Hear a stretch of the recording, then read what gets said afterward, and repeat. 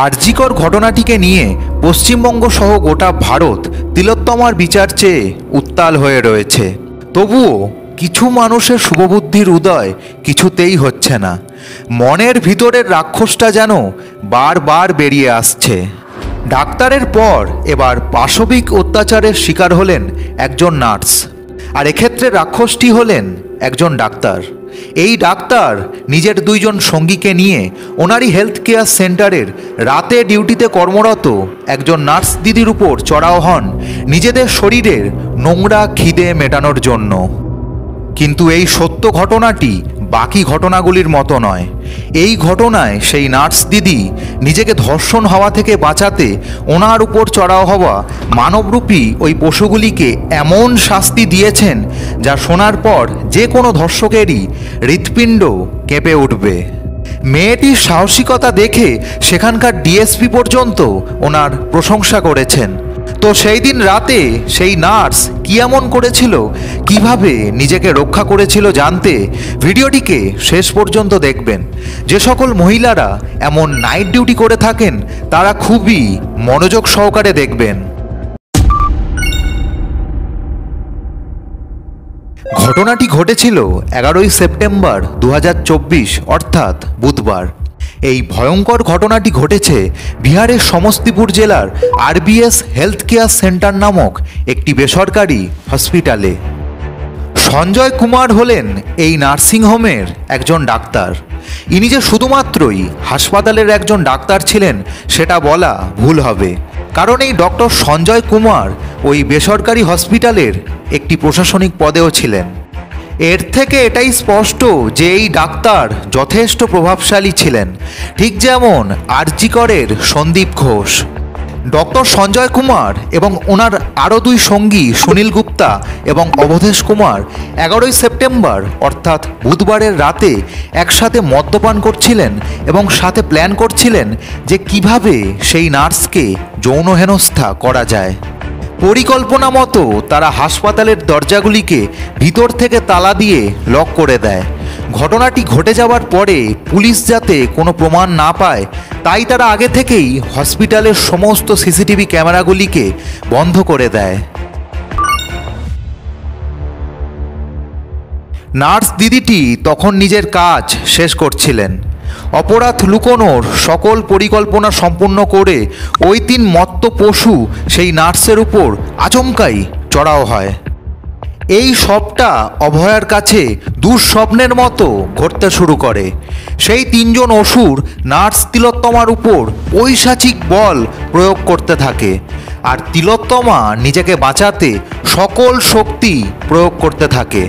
কিন্তু এই শক্তি ওই তিনজন মত্ত রাক্ষসকে থামানোর জন্য পর্যাপ্ত ছিল না। এরপরই যা ঘটেছিল তা ওই তিনজন রাক্ষস কোনোদিন স্বপ্নেও ভাবেনি যে তাদের সাথে এমনটা হতে পারে। এরপর সেই নার্স হঠাৎ একটি ব্লেড পড়ে থাকতে দেখেন। ওরম একটি পরিস্থিতির মধ্যে থেকেও ওই ব্লেডটিকে নিজের আত্মরক্ষায় সঠিকভাবে ব্যবহার করলেন তিনি। ডাক্তার সঞ্জয় কুমার সহ তার সঙ্গী আরও দুইজনের প্রাইভেট পার্টে ব্লেড দিয়ে বারংবার আঘাত করলেন সেই নির্ভীক নার্স। এরপর কোনো রকমে তিনি সেখান থেকে পালাতে সক্ষম হন এবং হসপিটালের বাইরের একটি মাঠে লুকিয়ে পড়েন।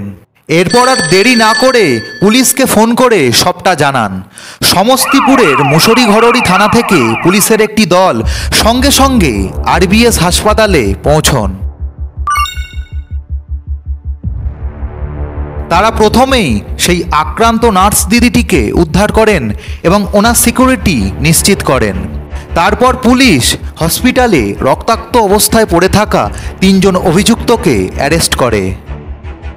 ডিএসপি সঞ্জয় পাণ্ডে নার্স তিলোত্তমার বুদ্ধি এবং সাহসিকতার জন্য ভূয়সী প্রশংসা করেছেন।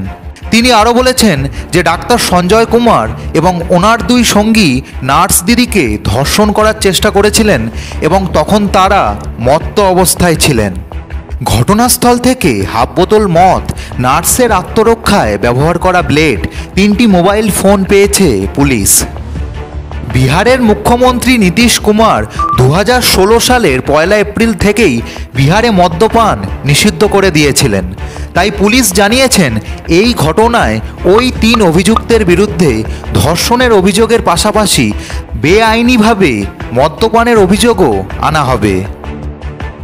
বিহারের এই ঘটনাটি আরও একবার প্রমাণ করে দিল যে আমাদের দেশের মেয়েরা নিজেদের কাজের জায়গাতেই সুরক্ষিত নয়, ডাক্তার নার্সরা আজ অসুরক্ষিত।